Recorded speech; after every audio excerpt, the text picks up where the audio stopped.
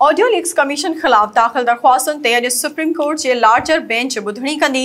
Supreme court bar जे सदर Abid Zubairi audio leaks commission जे तलबी नोटिस खे चैलेंज कंदे सुप्रीम कोर्ट खे इस्तदा कई त ऑडियो लीक्स इंक्वायरी कमीशन जी कार्रवाई ऐं हुक्मनि खे गैर आइनी ऐं गैर कानूनी करार ॾिनो वञे। चीफ जस्टिस जी सरबराही में 5 रुकनी larger bench audio leaks commission खिलाफ दरख्वास्त जी ॿुधणी अॼु कंदी। बेंच में justice Ijazul Hasan, justice Munib Akhtar, justice Shahid Waheed ऐं जस्टिस हसन अज़हर रिज़वी शामिल आहिनि।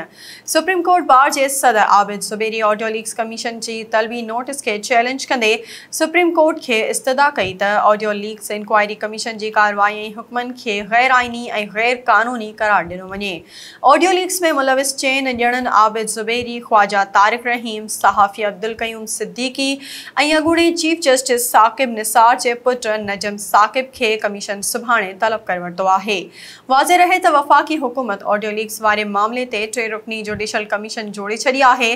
कमीशन जी सरबराही सुप्रीम कोर्ट जे सीनियर तरीन जज जस्टिस काज़ी फ़ाइज़ ईसा करे रहियो आहे, जंहिंमें बलोचिस्तान हाई कोर्ट जा चीफ जस्टिस बि शामिल आहिनि।